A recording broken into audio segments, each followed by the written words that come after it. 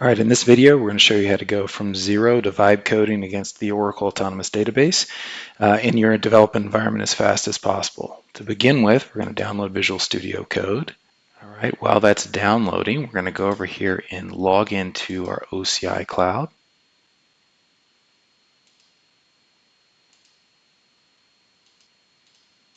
Let's go ahead up to the top over here, and we're going to go to our database.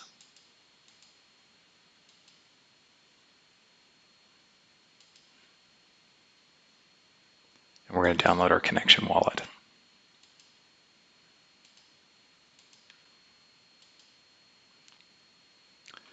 With VS Code and our wallet downloaded, let's go ahead and we're going to navigate to the folder where they exist and install VS Code.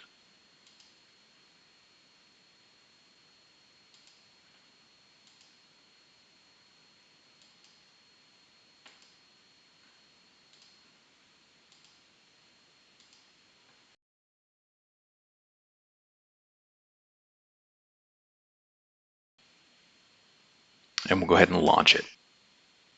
All right, from inside Visual Studio Code, the first thing we want to do is connect to our GitHub account. So let's go in and say sign in to use Copilot. We're going to continue to GitHub.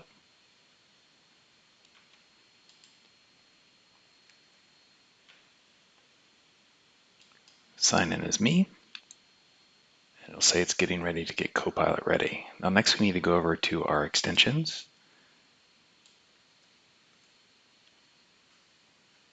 And install the Oracle SQL Developer extension for VS Code. You may see it say activating down here. This will take a second for it to pop up in the window over here. Eventually it'll appear, and then you want to go create connection, and you want to connect out to your Autonomous database. Select the cloud wallet you downloaded earlier. Test your connection. Once your connection is passed, go ahead and hit save. Okay, and we can connect in just to validate. Now with the SQL extension, an MCP server is installed, so you can go up here and you can check. You can see the MCP servers that are running. All right, so now we're ready to get right into our first Hello World Vibe experience. The first thing we're going to do is go down here and change it from Ask up to Agent.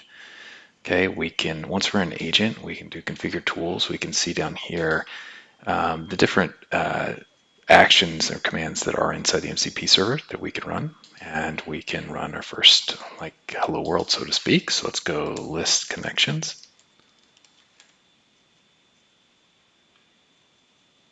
Okay, and we can see there. Now what I'm going to do is just say allow in this session. Never ever say always allowed, and you can say just continue basically, but I'm going to say allow in this session for ease. All right, we have one connection players, and that actually matches up to what we saw over here.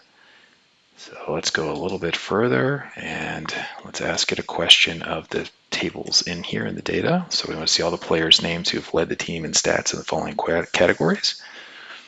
Go ahead and run this.